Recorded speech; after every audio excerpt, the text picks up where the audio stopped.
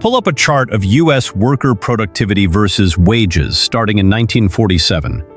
For the first 25 years, the two lines track almost perfectly.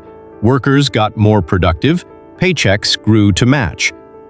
Then, right around 1971, something breaks. Productivity keeps going. Wages go flat. That gap between the two lines isn't random noise. It represents decades of economic output that happened, just not in the paychecks of the people who created it. So what happened in 1971? The short answer most people give is that Nixon took the dollar off gold. That's technically accurate, but it misses the actual story.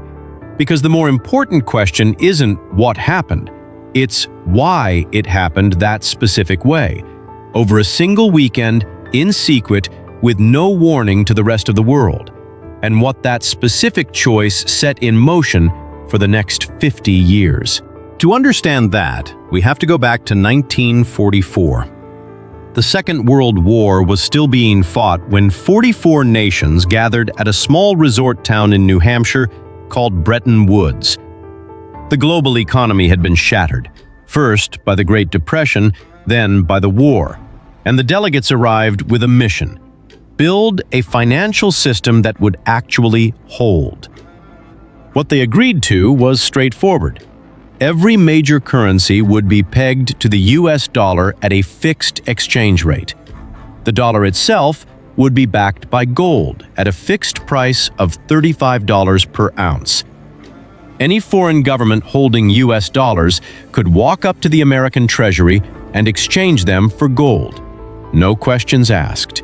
This worked because in 1944, the United States held roughly 20,000 tons of gold, about 2/3 of all the monetary gold in the world. The promise wasn't just symbolic.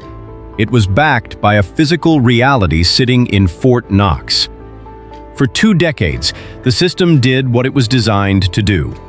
Global trade expanded, economies recovered. The dollar became the world's reserve currency, which gave America something close to a superpower in financial terms.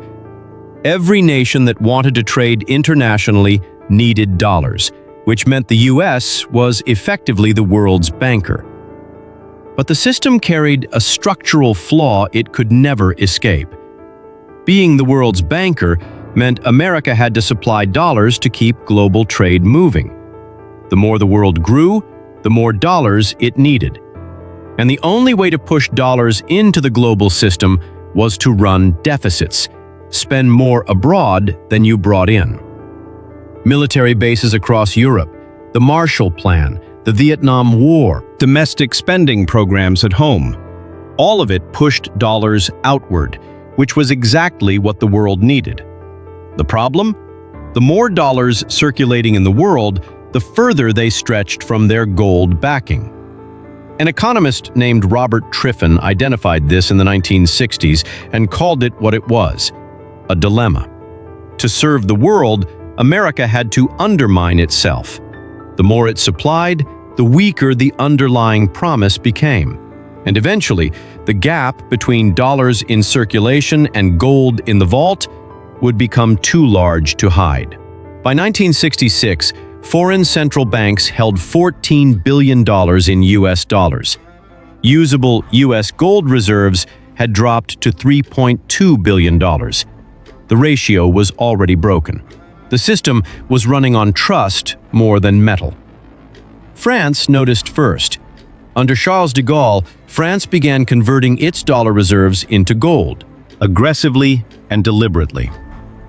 Between 1963 and 1967, France alone accounted for roughly 2/3 of $2.2 billion in US gold losses. De Gaulle wasn't acting irrationally. He was doing exactly what Bretton Woods permitted.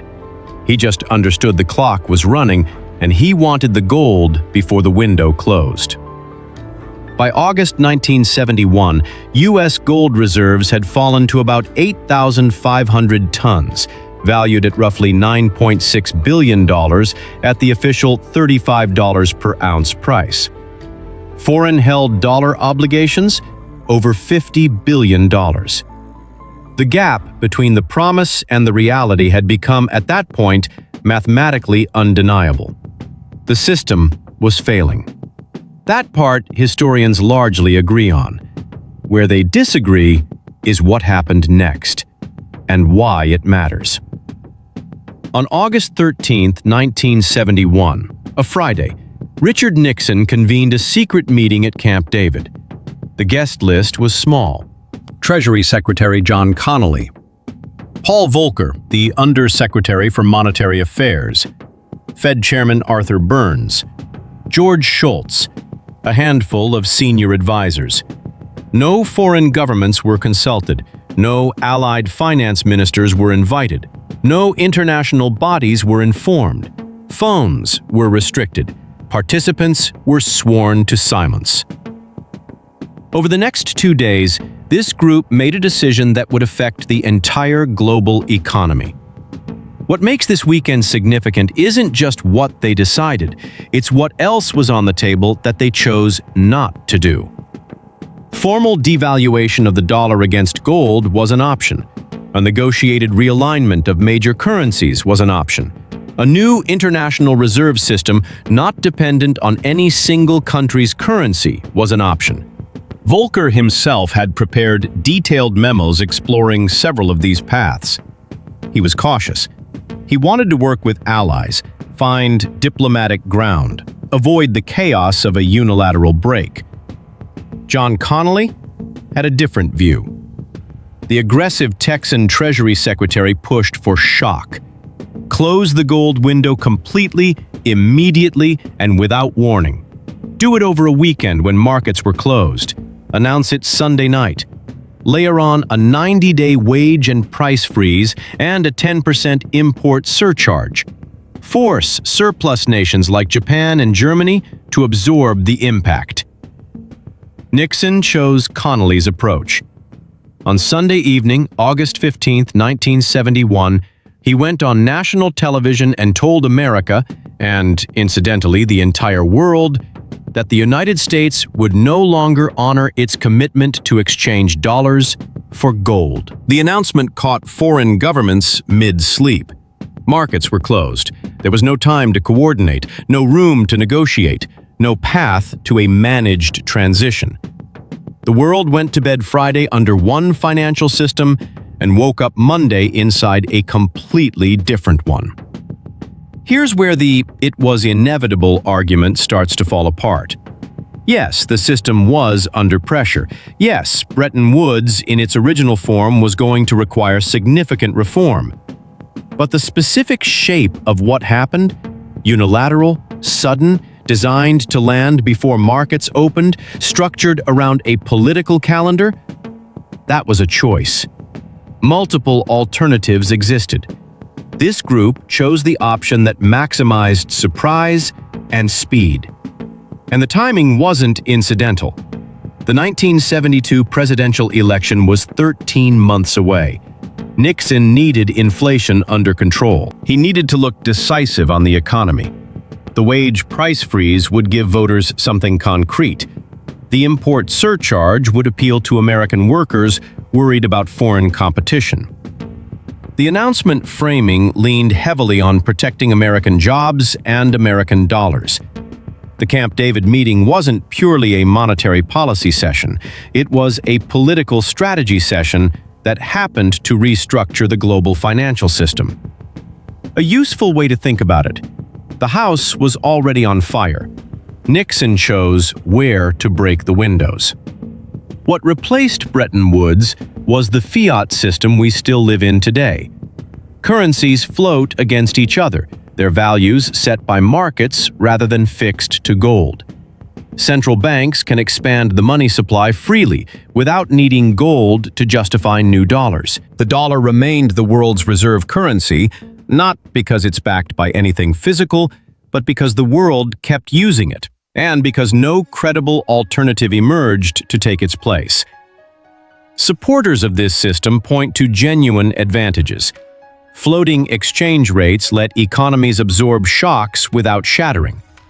When oil prices spiked in the 1970s, currencies could adjust. When recessions hit, central banks could cut rates and inject liquidity without running into a gold ceiling. The argument is that locking a modern economy to a fixed quantity of metal would have made downturns worse and recovery slower.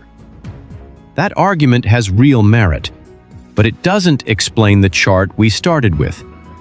After 1973, U.S. worker productivity and real wages stopped moving together. By 2009, productivity had risen 80% above its 1973 level. Real compensation had risen 35%. That's a 45 percentage point gap, representing decades of output that went somewhere other than the people generating it. At the same time, M2, the broad measure of U.S. money supply, stood at around $635 billion in 1970. By 2018, it had reached $14 trillion. Once money supply wasn't anchored to gold, it could grow as fast as policy allowed. More money in the system means prices rise. CPI was relatively stable through the 1960s. By 1974, inflation hit 11%. By 1980, it hit 13.5%. For anyone earning a fixed paycheck, the same number of dollars bought less every year. Gold told its own version of the story. An ounce was $35 in 1970. By 1973, it was $106. By 1980, it was $612. That's not gold getting more valuable. That's the dollar losing what it was once worth. Wealth inequality followed the same trajectory. The top 10% held about 65% of all U.S. wealth in 1970. By 2010, that share had climbed above 75%. When asset prices, stocks, real estate, financial products, rise faster than wages, people who own assets gain ground. People who work for wages lose it, not because they're working less, because the system stopped rewarding labor the way it once did. This is the real legacy of August 1971. Not that the gold standard ended, significant reform was coming either way, but that the system designed to replace it was built in a weekend, under secrecy, by a group of men who were simultaneously thinking about the next election cycle. And it produced a world where saving cash slowly erodes in value, where debt makes rational sense, because the dollar you borrow today is worth more than the one you repay a decade from now. Where buying a home became harder unless you already owned one. Where the most effective financial strategy shifted from earn more to own assets and let inflation do the work. Before 1971, the logic ran like this: work harder, move forward. After 1971, the treadmill started speeding up regardless of how hard you ran. The gold versus fiat debate will continue. Economists will keep disagreeing about whether convertibility would have created more stability or more fragility.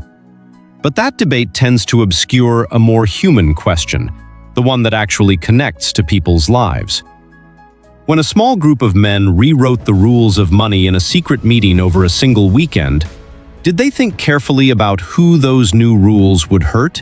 The productivity data says workers kept producing more. The wage data says they stopped getting paid for it. The wealth data shows the gap between those who own and those who work has been widening for 5 decades. That's not the outcome of neutral market forces running their natural course. It's the compounding consequence of specific choices made by specific people in a specific room in Maryland over a weekend in August 1971. They were trying to solve a crisis. In some ways, they did. In other ways, they built a new one, quieter, slower, structural, that didn't announce itself on a Sunday night broadcast. It just showed up, year after year, in the gap between what you produce and what you take home.